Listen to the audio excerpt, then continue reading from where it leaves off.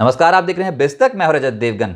आज था weekly expiry का दिन और शुरुआती संकेत बहुत ही मिले जुले थे। अमेरिकन मार्केट्स अगर आप देर रात देखते तो पैनिक मचा हुआ था, बहुत ही जबरदस्त बिकवाली थी, लेकिन लोअर एंड से पलट गए। अच्छी खरीदारी निचले स्तरों से अमेरिकन मार्केट्स में देखने को मिली थी और आज एशिया बाजार जैसे खुले वैसे ही हड़कंप मच गया। ऊपरी स्तरों पर दबाव देखने को मिला। जापानीज मार्केट स्पेशली आज ज्यादा टूटते हुए नजर आ रहे थे। एसजेक्स बता रहा था हालांकि लगभग 50 पॉइंट्स के आसपास की तेजी बन सकती है, लेकिन वीकली एक्सपायरी का दिन था तो ऑप्शन राइटर्स आमतौर पर एक्टिव रहते हैं, तो दो तरफा चाल एक्सपेक्टेड थी मार्केट में, बिल्कुल वही होता हुआ नजर आया। अच्छा, एक खबर आ गई कि Swiss national bank Credit Suisse को आर्थिक मदद देगा। कितनी मदद देगा? 53.68 बिलियन यूएस डॉलर्स की मदद देगा। और इससे राहत थी कि अब चलो एटलीस्ट कुछ लिक्विडिटी इंजेक्ट होती नजर आएगी क्रेडिट स्विस को, जिसने हड़कंप मचा रखा है ग्लोबल बाजारों में। तो आज जो इंडियन मार्केट्स की ओपनिंग हुई उसमें 16,994 के लेवल पे ओपन हुआ। उसके बाद शुरुआती सत्र में ही ढेर हो गए, एकदम से बिकवाली 10 बजे तक कंटिन्यूड रही और ये जो लो लगा है वो है 16,850। लेकिन यहीं से ही खरीदारी आई और वीकली एक्सपायरी वाले दिन क्या ताबड़तोड़ खरीदारी होती हुई नजर आई है। आज 17,062 ये आज के दिन का हाई लगा है। क्लोजिंग आई है 16,985 की। यहां पर जहां पर खुले थे उसी के आसपास बंद हुए हैं। 13 पॉइंट्स बदलाव के साथ निफ्टी बंद होता हुआ नजर आया। निफ्टी बैंक 81 पॉइंट्स के बढ़त के साथ बंद हुआ है, लेकिन निचले स्तरों से तगड़ी रिकवरी यहां पर भी थी और सेंसेक्स 78 पॉइंट्स के बदलाव के साथ बंद हुआ है। एडवांस डिक्लाइंस 32 शेयर्स निफ्टी के हरे निशान में, 18 शेयर्स लाल निशान में बंद होते हुए नजर आए। लेकिन चढ़ने वालों में सबसे ऊपर रहा बीपीसीएल। आज ऑयल मार्केटिंग कंपनीज का दबदबा था। बीपीसीएल निफ्टी का हिस्सा है, 6% उछल गया। एचयूएल 2.5% उछला। एशियन पेंट्स पिछले कुछ दिनों में जबरदस्त चाल पकड़े हुए और आज भी 2.5% तेज हुआ। एफएमसीजी में नेस्ले चला और इसके अलावा चला टाइटन, जिसमें 2% की तेजी बनी। गिरावट में आज मेटल्स को पाएंगे आप। हिंडाल्को और टाटा स्टील निफ्टी के टॉप लूजर्स साबित हुए। हिंडाल्को 5% करेक्ट हुआ और टाटा स्टील 3% नीचे बंद हुआ। इसके अलावा इंडसइंड बैंक 2.25% टूटा है। जेएसडब्ल्यू स्टील 2% टूटा और एचडीएफसी लाइफ हल्के दबाव के साथ हुआ है बंद। एफएनओ गेनर्स में जी एंटरटेनमेंट ये स्टॉक था जो लगभग 10% के आसपास चढ़ता हुआ नजर आया। हुआ यह कि जी इंडसइंड बैंक के साथ समझौते को तैयार हो गया और वो $1 बिलियन इंडसइंड बैंक को चुकाने को तैयार है। वो इसलिए क्योंकि इंसॉल्वेंसी केस ना बने, इंडसइंड बैंक इंसॉल्वेंसी याचिका वापस ले ले, इसके चलते ये स्टेप उठाया जा रहा है ताकि सोनी और जी का मर्जर थ्रू हो जाए। तो ये खबर आज बहुत ही अट्रैक्टिव प्ले कर गई जी को। यहां 9-10% के आसपास की तेजी बन गई। इसके अलावा आईसीआईसीआई प्रू 6.5% चढ़ा है। बीपीसीएल 6% चढ़ा है। एचपीसीएल 6% चढ़ा है और डीएलएफ 4% चढ़ता हुआ नजर आया। डीएलएफ इसलिए चढ़ा क्योंकि गुड़गांव का जो प्रोजेक्ट है उसको बहुत ही जबरदस्त रिस्पॉन्स मिला है। प्री लॉन्च में 8,000 करोड़ रुपए से ज्यादा कंपनी ने जुटा लिए हैं, तो ये एक बहुत ही बेहतरीन ट्रिगर आज डीएलएफ के लिए साबित होता हुआ नजर आया। इसके अलावा एफएनओ लूजर्स में संवर्धना 11% टूटा है। खबर यहां पर यह थी कि प्रमोटर सुमिटोमो वायरिंग ने 3.4% हिस्सा जो है वो ब्लॉक डील के जरिए बेचा है और आज ये स्टॉक शुरुआती सत्र में हल्का हो गया था। इसके अलावा हिंडाल्को 5% टूटा है। जेएसपीएल 4.5% टूटा है। टाटा स्टील और एनएमडीसी जैसे स्टॉक भी 3% से ज्यादा टूटते हुए नजर आए। अदानी ग्रुप शेयर्स को रोज ट्रैक करते हैं। आज कोई बहुत हलचल थी नहीं, आज बस स्टेबल थे, इतना बोल सकते हैं ज्यादातर स्टॉक, जिसमें अदानी फ्लैट बंद हुआ है, अदानी एंटरप्राइजेस फ्लैट बंद हुआ है, अदानी पोर्ट्स फ्लैट बंद हुआ है। इसके अलावा अंबुजा सीमेंट और एसीसी हल्के गेंस के साथ बंद हुआ। अंबुजा सीमेंट सबसे ज्यादा चढ़ा है 4.25%।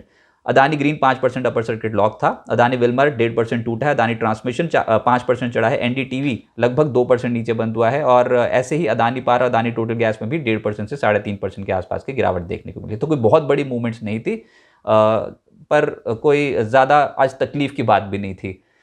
इसके अलावा सेक्टर स्पेसिफिक मीडिया ही दिखाई देगा आपको, क्योंकि जी ही अगर 10% उछलता है तो उसके बाद तो फिर पूरा ही सेक्टर एकदम से ल्यूक्रेटिव हो जाता है। तो आज जी 10% चढ़ा है और इसके अलावा नेटवर्क 18 7% चढ़ता हुआ नजर आया। टीवी 18 ब्रॉडकास्ट 6% चढ़ा है। सन टीवी और पीवीआर जैसे स्टॉक्स में भी आज लगभग 3% के आसपास की चाल बनती हुई नजर आई।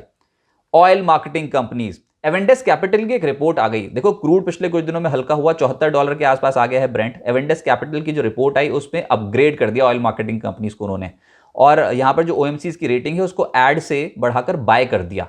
ये एक ट्रिगर था और आज जो तेजी बनी है एचपीसीएल में 6.5% की, बीपीसीएल 6% चढ़ता हुआ नजर आया। आईओसी भी 2% चढ़ा है। इसके अलावा जो अन्य stocks oil and gas space में चढ़े हैं उसमें आईजीएल, एमजीएल और गेल, इन स्टॉक्स में 1% से लगभग 2.25% के आसपास की तेजी बनी। एफएमसीजी एक और तबका था जो आज मजबूत था, जिसमें गोदरेज कंज्यूमर 3% चढ़ा है। डाबर 2.5% चढ़ा है। एचयूएल, नेस्ले, मैकडॉल और ब्रिटानिया जैसे स्टॉक्स 1.5% से 2.5% चढ़ते हुए नजर आए, लेकिन सबसे ज्यादा वेट एचयूएल का है और इसने भी आज निफ्टी पर पकड़ मजबूत की है। इसके अलावा रियल्टी स्टॉक्स, डीएलएफ तेज हुआ 4.5%, प्रेस्टीज 1.5%, आईबी रियल एस्टेट बहुत पिटाई के बाद आज चला है। इसके अलावा गोदरेज प्रॉपर्टीज और ओबरॉय रियल्टी में भी हल्की खरीदारी होती हुई नजर आई। फार्मा का दिन था आज। हेल्थ केयर फार्मा स्टॉक्स का नंबर आया जिसमें ऑरबिंदो फार्मा लीड कर रहा था 4% की तेजी के साथ ऊपर बंद हुआ। इसके अलावा एबॉट, सन फार्मा, एल्केम, इप्का लैब्स, ल्यूपिन 1.5% से 0.2% चढ़ गए। बैंक्स में कुछ चुनिंदा बैंक्स में खरीदारी हुई है आज, वहां के बैंक पिट रहे हैं अमेरिका के, कोई बात नहीं, वहां पर भी खैर पिछले सत्र में कुछ खरीदारी तो हुई थी, लोअर लेवल पे एक अच्छी खरीदारी के साथ बंद हुए थे वो स्टॉक्स। तो हमारे बैंक्स भी आज खुले नीचे थे, उसके बाद निचले से रिकवर कर गए। पीएसयूज में आज bank of India, PSB, bank of Maharashtra 1.5% से 2.5% चढ़े हैं। स्टेट बैंक ऑफ इंडिया 1.5% चढ़ गया आज। पीएनबी, यूको बैंक भी आज लोअर लेवल से पलटे हैं। प्राइवेट बैंक्स में भी IDFC, first bank, axis bank जैसे स्टॉक्स 1% चढ़े। इसके अलावा federal bank, HDFC bank, RBL bank में भी हरियाली देखने को मिली। जो नहीं चला वो था इंडसइंड बैंक, आज 2.25% नीचे बंद हुआ है। मेटल्स कमजोर तबका था आज मार्केट का, जबरदस्त पिटाई हुई है। हिंडाल्को उस पिटाई को लीड करता हुआ 5% ढेर हो गया। इसके अलावा जेएसपीएल 4% टूटा है, टाटा स्टील 3% टूटा है, स्टील अथॉरिटी, जेएसडब्ल्यू स्टील, रत्नामणि, नाल्को, कहीं छुपने की जगह नहीं थी, सबके सब ढेर। मिड कैप गेनर्स में काउंटर स्पेसिफिक मूवमेंट थी, जिसमें स्टॉक था मेड प्लस। ये स्टॉक आज 10% ज्यादा चढ़ा। ईकेसी 10% चढ़ा है, हाइकल लगभग 9% चढ़ा है। बीईएमएल एक स्टॉक था जो 0.7% चढ़ा। जोमैटो का शेयर भी 4.5% चढ़ा है। टेक्नो इलेक्ट्रिक भी 4% चढ़ा। लेकिन मिड कैप लूजर्स भी हैं, और वैसे तो ज्यादातर लूजर्स ही है मार्केट में पिछले कुछ दिनों से। लेकिन आज इंडो काउंट 8% टूटा है, चेन्नई पेट्रो 6% टूटा है। चेन्नई पेट्रो पिछले कुछ दिनों में बहुत अट्रैक्टिव प्ले हुआ था। ओलेक्ट्रा में भी अब प्रॉफिट बुकिंग दिखती है और ये 5.5% आज भी ढेर हुआ है। टाइम टेक्नो 5.5% टूटा है। जेके पेपर 5% ज्यादा टूटा है। डीसीबी बैंक भी आज 5% टूटता हुआ नजर आया। अब आगे क्या होगा? बुल्स और बीयर्स के बीच में तगड़ी टक्कर होगी। 17,000 के लेवल को किसी भी तरीके से कब्जे में लेने के लिए ना कुछ भी बुल्स और बीयर्स करेंगे, क्योंकि ये लेवल ही ऐसा है, बहुत ही एक ऐसा लेवल है जिसपे पूरी ताकत आजमाइश करेंगे दोनों ही बुल्स और बीयर्स। तो मंदी करने वाले और तेजी करने वाले, देखो मंदी करने वाले क्या चाहते हैं कि 17,100 के लेवल को क्रॉस ना होने दिया जाए, ऊपर जब जब जाए तो पिटाई करें। और नीचे जो तेजी करने वाले हैं वो किसी तरीके से 16,700 16,800 के लेवल को डिफेंड करने की कोशिश करेंगे। तो सपोर्ट हो गया 16,700 16,800 बहुत ही तगड़ा निफ्टी पे, और ऊपर जब तक 17,070 17,100 का लेवल क्रॉस नहीं होगा तब तक कोई बहुत बड़ी खरीदारी की उम्मीद है नहीं। और वैसे भी अगर वो लेवल क्रॉस हो गया तो उसके बाद तो फिर माउंट एवरेस्ट है 17,200 17,300 के लेवल को निकालना, बहुत ही हैवी राइटिंग है ऊपरी स्तरों पर इन लेवल्स पे।